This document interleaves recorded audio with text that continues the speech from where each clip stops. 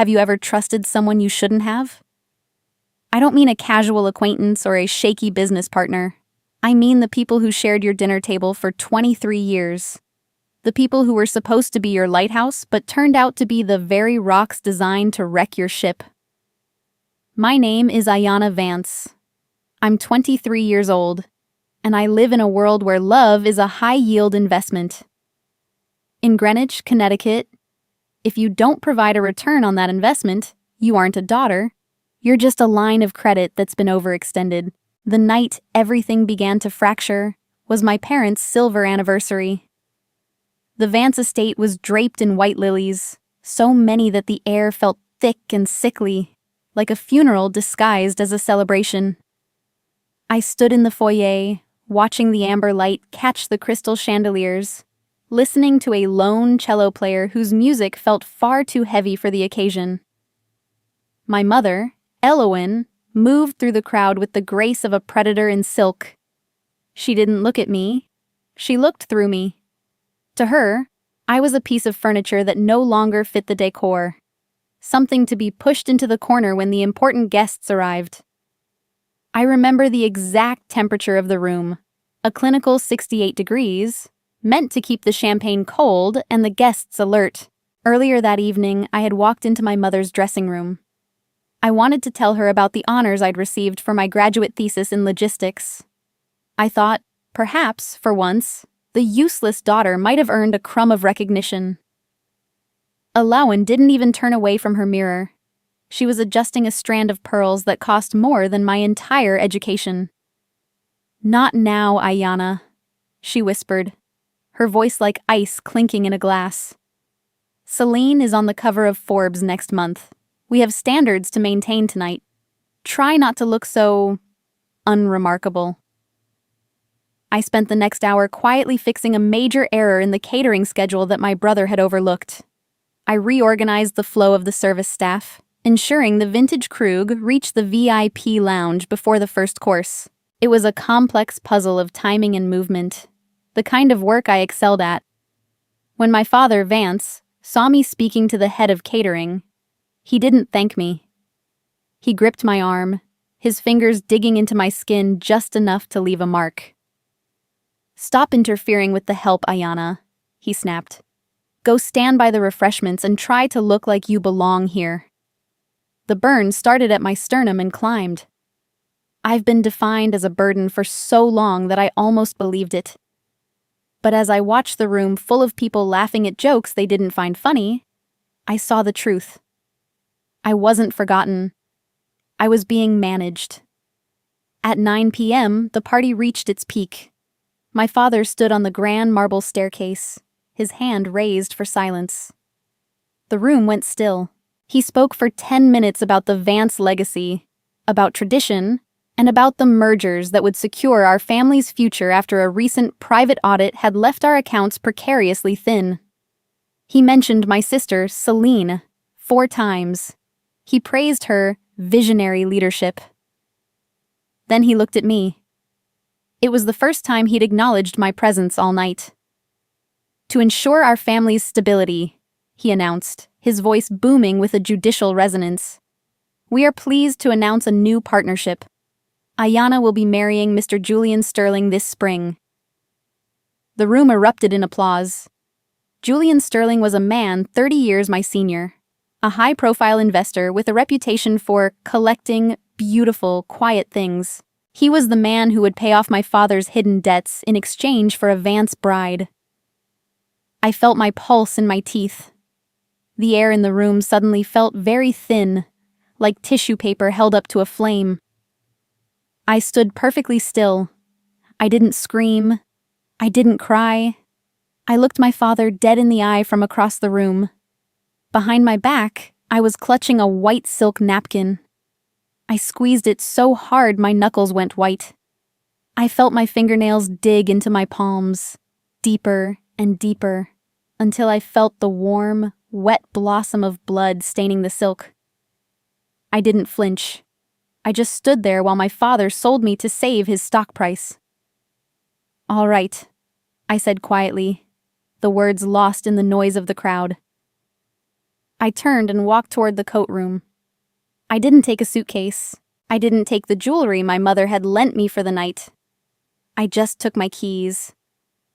The old butler, Marcus, watched me leave. He'd been with the family since before I was born. He didn't say a word, but he handed me my camel wool coat with a look of profound, silent pity. I didn't acknowledge it. I couldn't. If I did, the walls I had built around my heart would crumble. I stepped out into the Connecticut drizzle.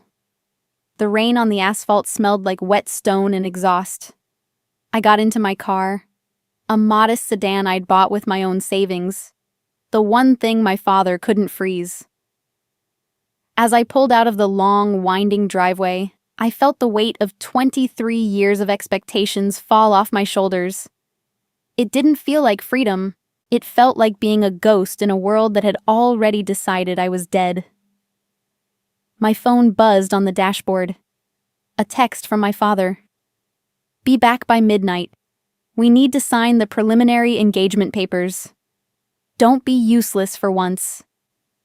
I didn't respond. I drove past the manicured lawns and the wrought iron gates, toward the outskirts of town where the streetlights flickered. I had $30 in my pocket, the last bit of cash I'd hidden away, and a heart that had turned to cold iron. I wasn't driving home. I was driving toward a flickering neon sign I'd seen a dozen times but never entered. A place called the Rusty Anchor. I didn't know then that the man sitting inside that diner was holding the key to a door my father thought he had locked forever. I only knew that I couldn't breathe the air in Greenwich for another second. Would you have stayed silent? Or would you have told the truth, knowing the truth would cost you everything? I've spent 23 years learning that the truth is a luxury my family couldn't afford. It was a currency they didn't recognize. In the house on the hill, we traded in appearances. We bought and sold loyalty like stocks.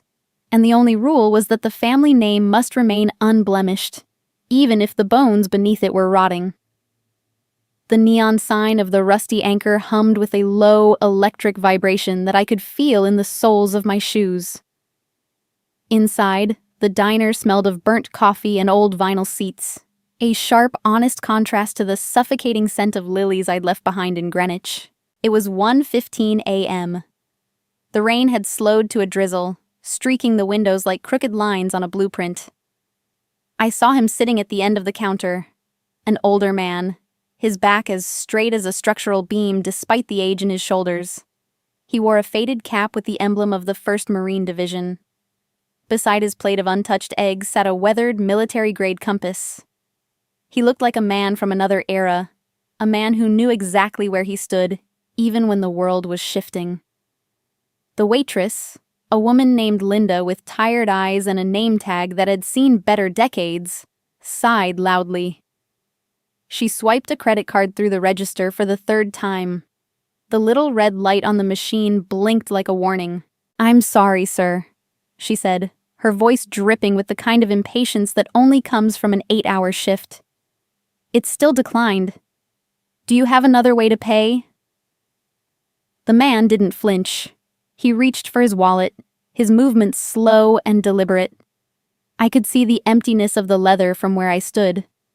The silence in the diner stretched, becoming heavy and uncomfortable. It was the kind of silence I knew well, the silence of someone being weighed and found wanting. I didn't think. I just walked to the counter and slid my card across the Formica surface. It was my last $30, the only money the Vance software hadn't been able to freeze because I'd kept it in a small local credit union they didn't know existed. "Put it on mine," I said. The veteran turned. His eyes were the color of a stormy Atlantic, sharp and observant. He didn't offer a shallow thank you. He just looked at me, really looked at me, for a long minute. There was a stoic recognition in that gaze. He saw the camel wool coat, the silk dress, and the blood on my hands that I hadn't quite washed off. "You don't have to do that, miss," he said, his voice a low, gravelly rasp. "I know," I replied. But honor isn't about what you have to do. It's about what you choose to do. He nodded once, a slow, respectful inclination of his head. As I turned to leave, I took my state ID card from my wallet and a small scrap of paper. I folded them together and slipped them into the pocket of his worn jacket. I'd written 5 words on the paper. I'm lost. Help me find North. If he was who his compass said he was, he'd understand that this wasn't just a meal. It was a distress signal. Stepping back into the cold night, the memories of the Vance estate began to bleed back in. The dynamic of our family wasn't a series of accidents. It was an architecture designed over decades. In 2018, when I graduated summa cum laude, the Vance doctrine was at its peak. My father, Vance, was the enforcer. To him, authority was absolute. He didn't lead, he commanded. My mother, Aiyana, was the architect of optics. She didn't care about the truth of our lives, only the narrative we projected to the world. And then there was Celine, the jewel. Celine was the Instagram-perfect daughter. She was the one who was celebrated for visionary leadership whenever she managed to wake up before noon. I remember the day of my graduation ceremony. I was the first person in our family to earn top honors in a technical field. Aiyana didn't attend. She stayed home to help Celine prepare for a gallery opening that displayed art Celine hadn't even painted herself. She'd hired an intern to do the work. Aiyana, you've always been so selfish with your timing, my mother had told me when I asked why she wasn't there. You know how much this opening means to Celine's brand. Your little diploma can wait. Some of us have a legacy to build. I was the ghost architect of their success. I was the one who quietly fixed the tax discrepancies Vance made in his haste. I was the one who drafted Aiyana's charity speeches so she wouldn't look as vacuous as she felt. My competence was harvested, and in return, I was called a burden. I told myself I was being loyal. I told myself that family is the one thing you don't quit on. I was wrong. Family is the one thing that knows exactly where to cut you so you won't heal. The exclusion wasn't just emotional, it was systemic. The desperation Vance felt to marry me off to Julian Sterling wasn't about a merger. It was about a secret my grandfather had left behind. A secret that sat in the basement of that house like a ticking clock. I sat in my car, staring at the empty dashboard. The rain had stopped, but the air felt heavier. My wallet was empty. My home was a battlefield. My phone buzzed again, but it wasn't a text. It was a security alert from my laptop. Someone was currently accessing my university records. Someone was systematically wiping my degree credentials and my professional portfolio from the cloud. The digital erasure had begun. They weren't just taking my future, they were erasing my past. I put the car in gear. I had no money and no destination, but I had a compass in the hands of a stranger and the cold, hard certainty that the useless mouth was finally going to bite back. I still remember the silence in that room. It wasn't the heavy, respectful silence of a funeral, but the sharp, calculated silence of a trap being set. What's the moment you understood you were truly alone? Not just solitary, but fundamentally erased from the world you thought you belonged to. For me, it was the morning they started being kind. The sun was hitting the breakfast nook at a perfect angle, casting long, golden bars across the white marble floors of the Greenwich estate. The air smelled of expensive vanilla creamer and freshly ground espresso. My mother, Aiyana, sat there in a silk robe, stirring her coffee with a silver spoon that made a soft, rhythmic clink against the porcelain. It felt warm. Safe. For a few minutes, the tension of the previous night, the engagement announcement, the rain at the diner, felt like a fever dream. "You look tired, Aiyana," she said, her voice soft, almost melodic. "Why don't you sit? I've had the kitchen prepare those lemon ricotta pancakes you used to love as a girl." I sat. I wanted to believe the softness was real. I had spent so many years starving for a fragment of genuine connection that I didn't see the surgical precision in her gaze. She began to ask about my work, my freelance logistics and translation projects. It sounded like motherly pride. "How many clients do you have now, dear? Is the pay as good as they say? You've always been so clever with numbers." "It's a gift, really." I shared. I talked about my portfolio, the nest egg I had been building in a small credit union, and my plans for a permanent office space. I let the guard down because the warmth of the room felt like a blanket. I didn't notice the way my father, Vance, stood in the arched doorway, hidden by the shadows of the hallway, listening to every figure and every name I mentioned. Love, in that house, was always conditional, and I was giving them the terms of my own surrender without knowing it. The dynamic had been shifting for months. It started with a temporary cash flow issue.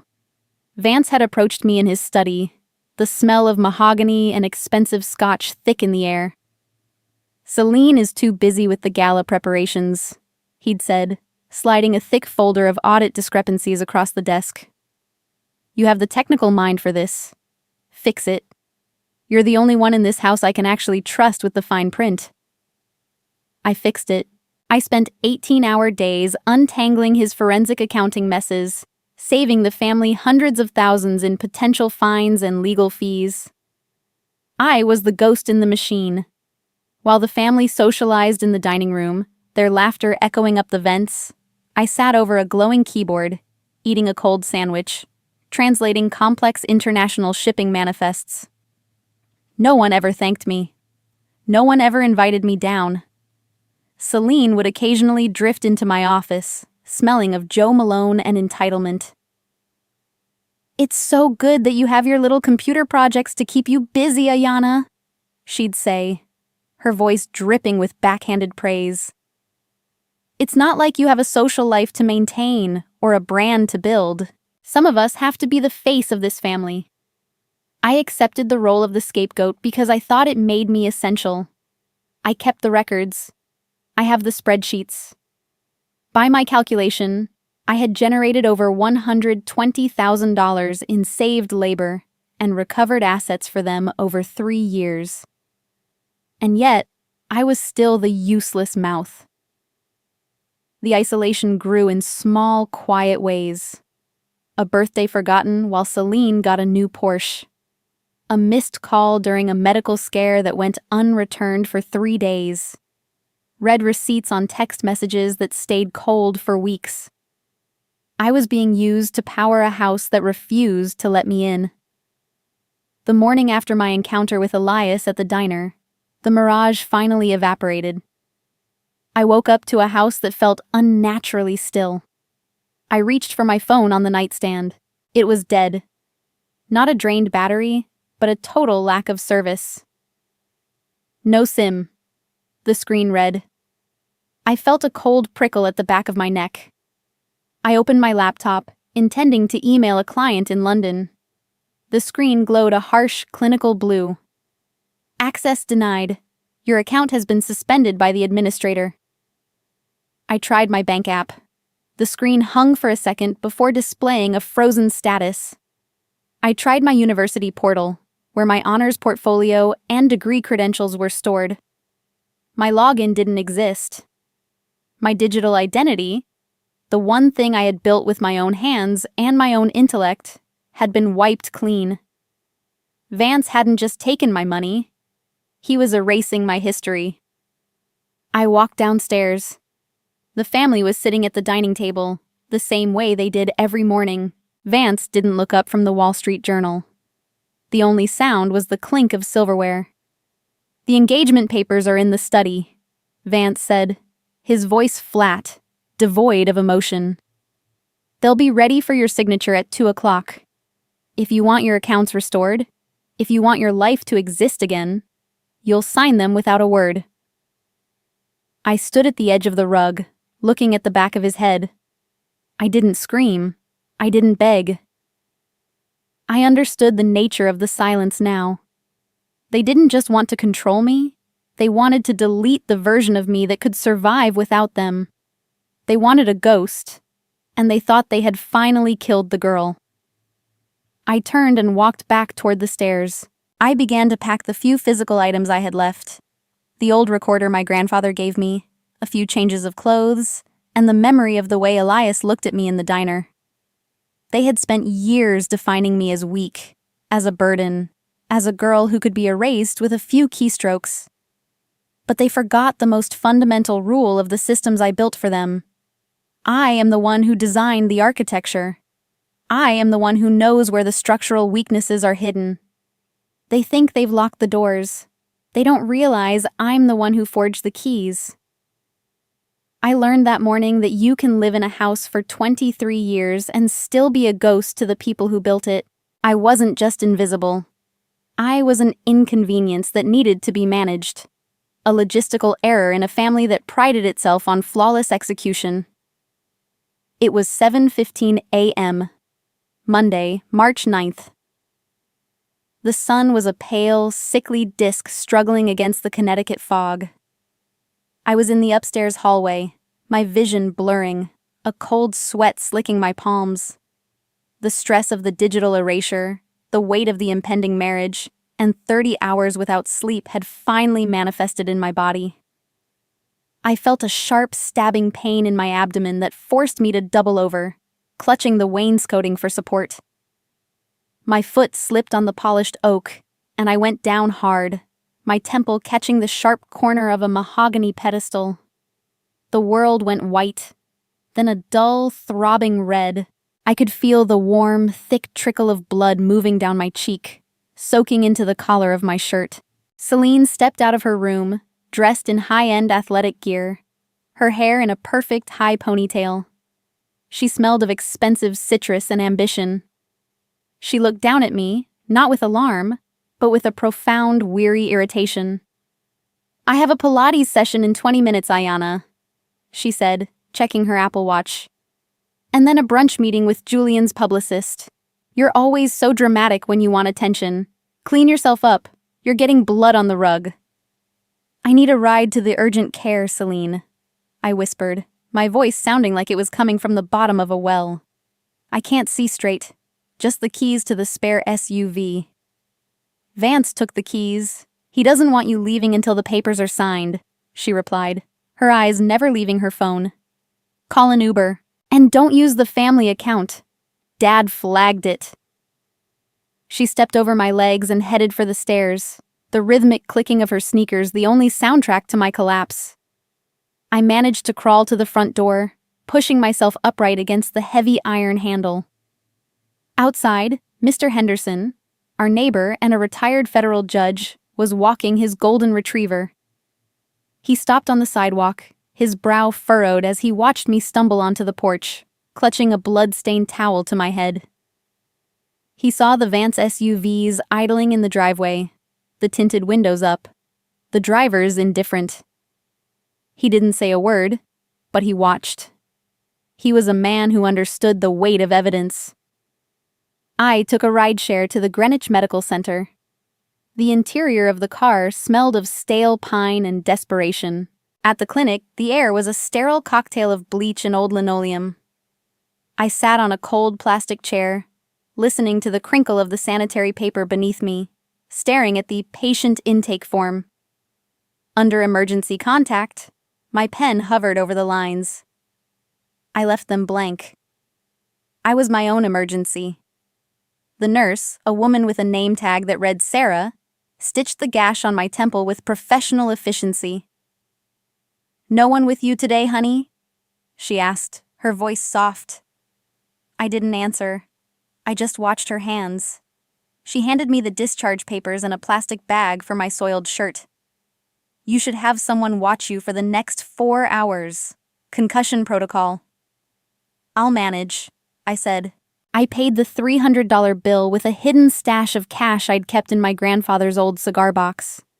I returned to the estate 2 hours later, my head throbbing in time with my heartbeat. The house felt like a tomb. I walked into the grand dining room, where Vance and Elowen were waiting. The long oak table was set for a meal that no one was eating. In the center of the table, resting on a lace doily, was the receipt from the rusty anchor. Vance stood at the head of the table. He wasn't angry about the $30. He was angry about the association. "A Vance does not pay for beggars in public," he said, his voice a low, dangerous rumble.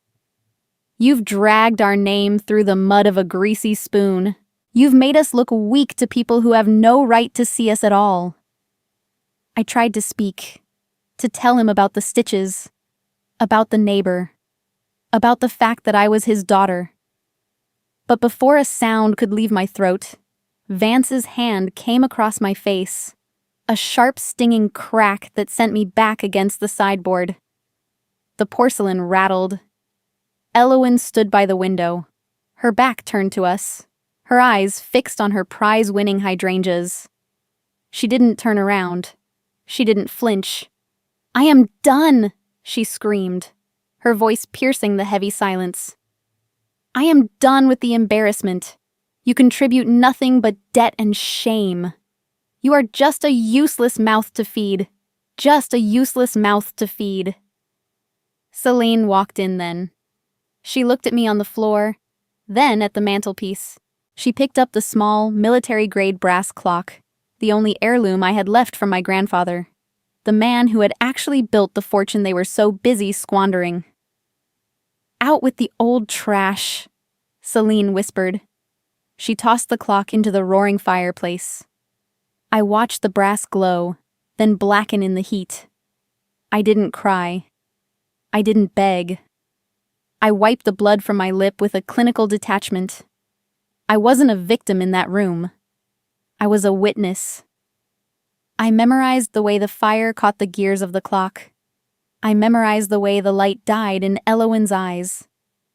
Vance ordered me to my room until the Julian Sterling papers were ready for signature. Instead, I slipped into my grandfather's old study, a room the family avoided because it smelled like old war and failure. I locked the door. I knelt by the heavy mahogany desk, my fingers tracing the hidden seam in the floorboards. I found the small, voice-activated recorder wrapped in a tattered military handkerchief. My breath caught as I pressed the play button. "To Aiyana." The voice was my grandfather's, clear, firm, and resonant. My only true heir. "If you are hearing this, then the vultures have already circled. They think I left them the kingdom. They don't realize I left them a lease. Know that the estate, the legacy, and the secrets of the Thorn line belong to you alone. Vance is merely a tenant on land he doesn't own. Do not let them take what I built for the only one in this family with a spine." The silence in that room changed. It wasn't the silence of a ghost anymore. It was the silence of a queen realizing she was sitting on a throne they had been trying to hide from her. I sat in the dark, my stitches throbbing, listening to the hum of the house. I checked my phone, still no messages from Celine, no apology from Elowen. They don't always come for you with a raised fist. Sometimes they come with a soft voice and a clinical concern. They don't tell you they hate you. They tell you that you're unwell. That is how they start to bury you while you're still breathing. It was 2 a.m. The air in my bedchamber was cold, the kind of stillness that feels heavy against your skin. I sat on the edge of the mattress, the door locked, the mahogany desk from my grandfather's study still vivid in my mind. The house was silent, but my phone, disconnected from the cellular network, but still tethered to the house's internal Wi-Fi, was a glowing, buzzing hornet's nest on the nightstand. The digital gaslighting arrived in waves. Fragments of messages from the last hour flickered across the screen, each one a calculated strike at my grip on reality. Elowen's message was the first. "Aiyana, we're so worried. You haven't been yourself since that incident at the diner. Please, just let us help you find some peace. We only want what's best for you." Vance followed, his tone clinical and absolute. "Your behavior today was a symptom of a total psychological breakdown. We have arranged for professional care. It's for the family's safety and yours. Do not make this difficult. Then came Celine, casual and dismissive. Just sign the papers, Aiyana. Stop the drama. You're scaring Mom, and honestly, no one is going to believe your version of the story anyway. I watched the screen dim and brighten, dim and brighten. It was a pattern I recognized. It was the same tone they used years ago when they convinced my grandfather he was too confused to keep his car keys, right before they moved him into the guest wing and took over his accounts. They were rebranding my rebellion as insanity to invalidate the irrevocable trust. If I was mentally incompetent, the sole heir clause became a legal nullity, and Vance remained the master of a kingdom that didn't belong to him. For a moment, the old urge to defend myself, to scream the truth until my throat bled, surfaced. But I let it pass. Every word I spoke would be used as evidence of my instability. Every tear would be documented as a symptom. In this house, silence was the only armor that couldn't be pierced. At 3:15 a.m., the silence of the estate was broken by the low, synchronized hum of luxury engines. There were no sirens, no flashing lights, only the rhythmic crunch of gravel on the driveway. Cinematic beams of cold, LED light swept across my ceiling from the garden below, like searchlights in a prison yard. Footsteps on the marble stairs were muffled, deliberate, and terrifyingly efficient. A soft knock sounded on my door. "Aiyana, it's me." Selena's voice was a whisper, urgent and trembling. "Open up. Dad called a private medical team to take you to a wellness retreat in the mountains. I have the keys to the back gate. I can get you out of here before they reach the landing, but we have to move right now." I stood up, my heart hammering a frantic rhythm against my ribs. For a split second, a fragment of the girl who used to share secrets with her sister under the covers wanted to believe her. I unlocked the door. The door swung open, but Selene wasn't holding keys. She was holding her phone, the camera lens pointed directly at my face, the recording light a tiny, taunting red eye. She stepped aside, her expression shifting from a concerned sister to a cold executioner in a single breath. Two men in gray medical scrubs stepped into the room. They were imposing, their faces masked by a clinical indifference that felt more violent than a blow. They carried a leather restraint kit and a sedition tray. "It's for the best, Aiyana," Selene whispered, her voice devoid of the warmth she'd used seconds ago. "You were always too heavy for us to carry. We're just lightening the load." I backed against the mahogany desk, my hand brushing the spot where my grandfather's recorder was hidden. The air was sucked out of the room. The men moved with a practiced, predatory grace, flanking me. "Miss Vance," the taller one said, his voice flat. "If you resist, we will be forced to sedate you for your own protection. Your parents have provided the necessary medical proxy. Please come quietly." They were waiting for me to scream. They wanted the breakdown Selene was currently filming. They needed a scene to justify the institutionalization to the neighbors and the board. I looked at Selene. I looked at the gray-clad men. Then, I took a slow, deep breath and sat down on the edge of my bed. I smoothed the fabric of my skirt. I said nothing. I didn't fight. I didn't plead. My silence was a vacuum that sucked the power out of their procedure. The men hesitated. They glanced at Selene, then at each other. They had prepared for a patient. I gave them a statue. I checked the time on the wall clock. 4 a.m. The sun would be up soon. I thought of the ID card I'd given to Elias at the diner. I thought of the SOS I'd sent up a chain of command that my father's money couldn't reach. I wasn't a victim being taken to an asylum. I was a chess piece moving toward the end of the board. "I'm ready," I said, my voice steady, carrying a terrifying calm. Selene's eyes flickered with a sudden, unexplained fear. She realized I wasn't scared of her anymore.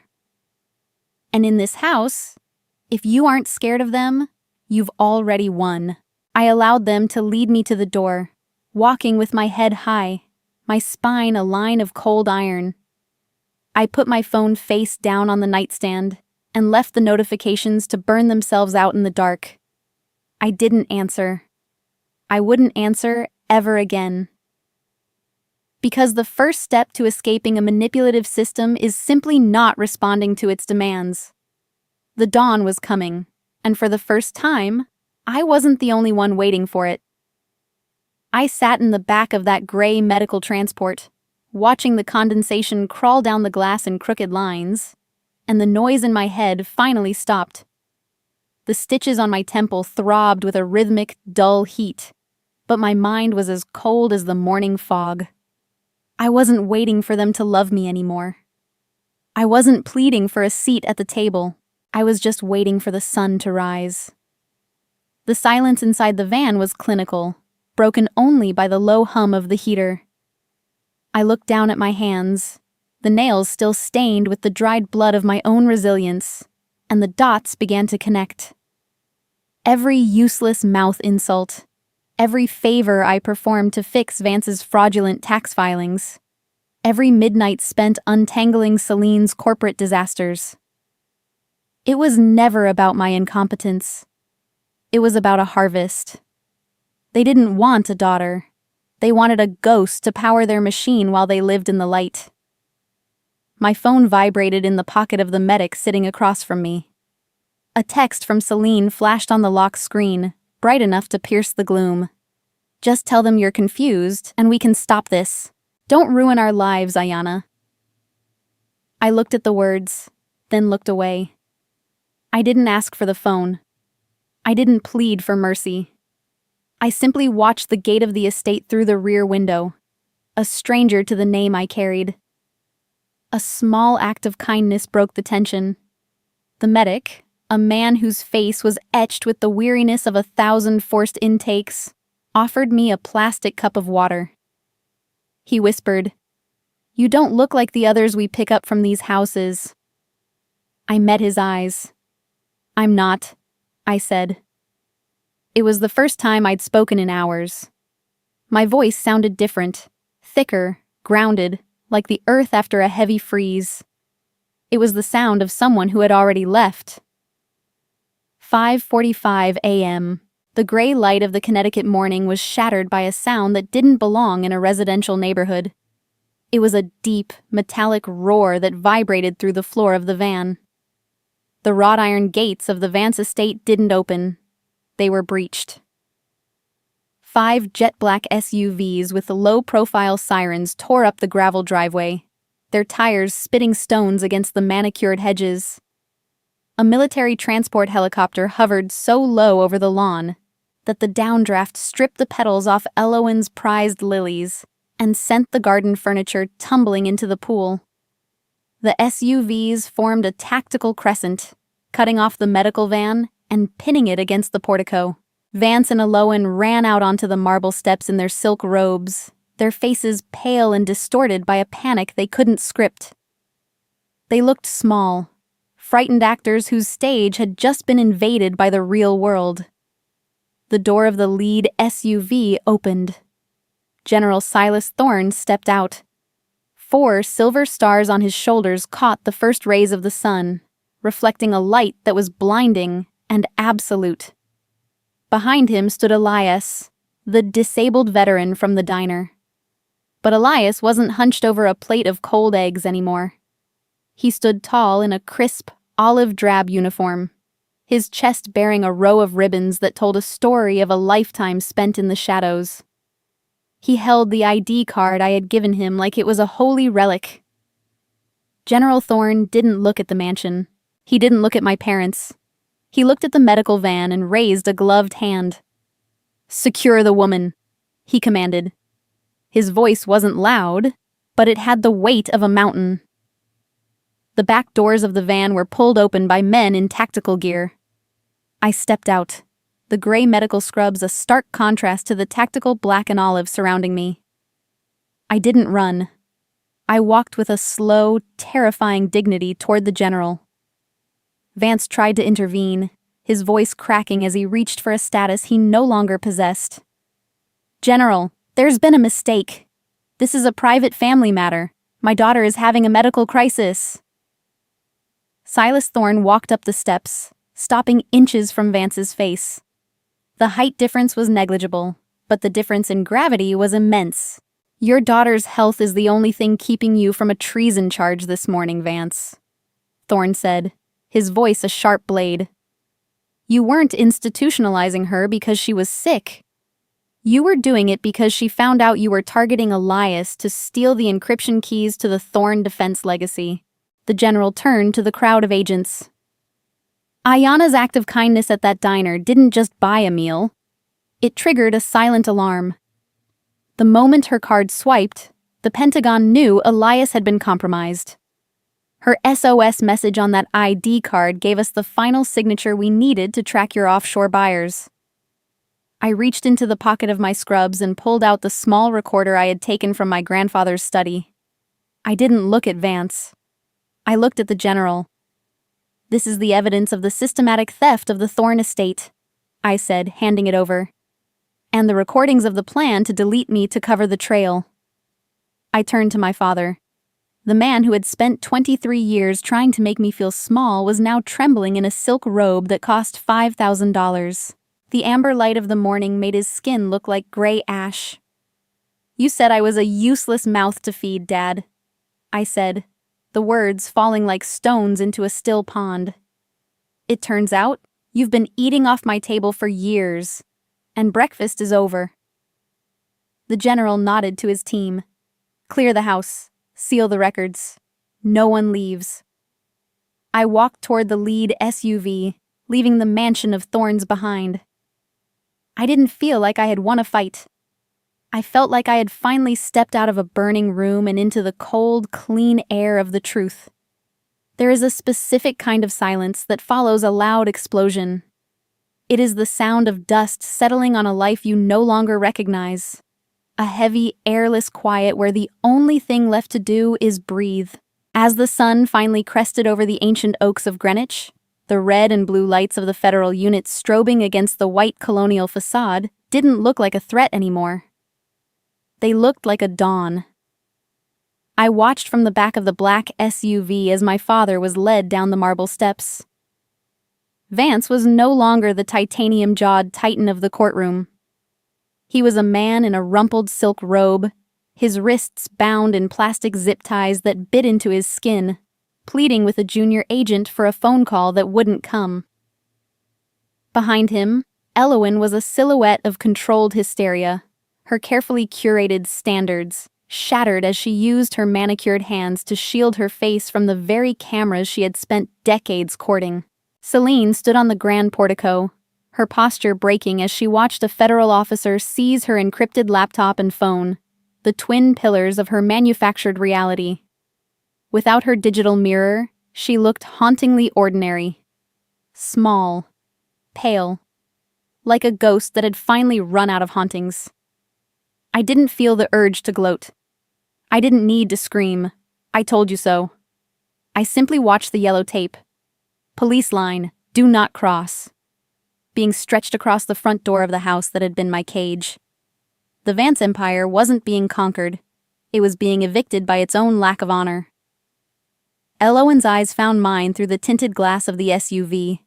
Her lips moved, a silent, desperate please that carried the weight of 1,000 conditional promises. I felt the throb in my temple, the memory of the stitches, and the cold echo of her voice calling me a useless mouth. I didn't answer. I reached for the switch and slowly rolled up the window, the dark glass rising like a final curtain. I asked General Thorne for 1 minute. The federal agents stepped aside, their boots crunching on the gravel, sensing a shift in the atmosphere that had nothing to do with rank and everything to do with authority. I walked back up the driveway, past the blacked-out vehicles, until I stood on the top step where my family had once looked down on me. I reached into the pocket of my coat and pulled out the weathered military compass Elias had left on the diner counter. I set it down on the stone railing, right next to a cracked flower pot. The needle swung wildly for a second before settling on north. "I'm leaving this here," I said, my voice carrying through the crisp morning air to the people in zip ties. "In case any of you ever decide to find a soul." But I wouldn't hold my breath. General Thorne stepped up beside me, handing me a heavy manila folder. The seal of the Multnomah County Court was embossed on the front. My grandfather's irrevocable trust had been verified in a closed session an hour ago. The house, the liquid assets, the Thorne defense legacy, everything they had tried to steal by erasing me was now legally mine. I was the landlord of their ruin. "Do you want the keys?" Silas asked. I looked at the white columns, the sickly lilies, and the burning remains of the heirloom clock Celine had tossed into the fireplace. "Liquidate it all," I said. "Every brick, every lily. Turn the proceeds into a permanent endowment for the Thorne Veteran Support Fund. I want men like Elias to never have to worry about a declined card again." I turned and walked away, stepping over the charred brass gears of the grandfather clock that lay on the porch. I didn't look back at the mansion. I looked at Elias, who stood by the lead vehicle. He gave me a slow, respectful salute. Not to advance, but to appear. 6 months have passed since that morning. I'm sitting in a small, sun-drenched office in Washington, D.C. There is no gold leaf here, no marble, no amber lighting designed to hide the cracks. The room smells of real coffee and old paper. The only sound is the steady, honest ticking of a clock that wasn't stolen from anyone. The mail arrived this morning. Among the logistics reports and veteran housing applications was a letter with a federal prison return address. It was from Vance. He didn't ask how I was. He didn't ask for forgiveness. He complained about the quality of the commissary food and asked for a deposit into his account. He still called me daughter, but the word sounded like a hollowed-out shell, a ghost of a title he never earned. I didn't get angry. I didn't even feel the familiar burn of resentment.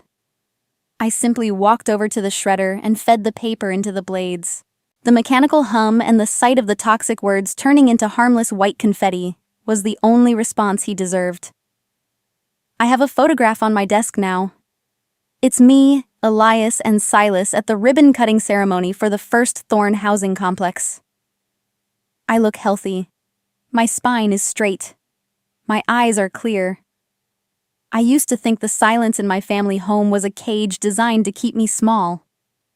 I understand now that it was actually a shield. It kept me from becoming like them. It forced me to build a world inside my own head that was stronger than their lies. I used my last $30 to pay for breakfast for an old man, and in return, I bought back my life. Honor isn't an entry in a wish book. It's not a title you inherit just because you're related by blood. It's the silent calculation of what you do when everything falls apart. The lights go out, and you think no one's watching. Breakfast is over. The Vance name is a footnote in a federal investigation, but Aiyana Vance is finally a person. I am no longer hungry for their approval, and I am no longer a guest in my own life. I am the architect of my own horizon. The sun is setting over the Potomac, casting a long golden light across my desk. I pick up my keys and walk toward the door. I don't look back. There is too much work to do in the morning.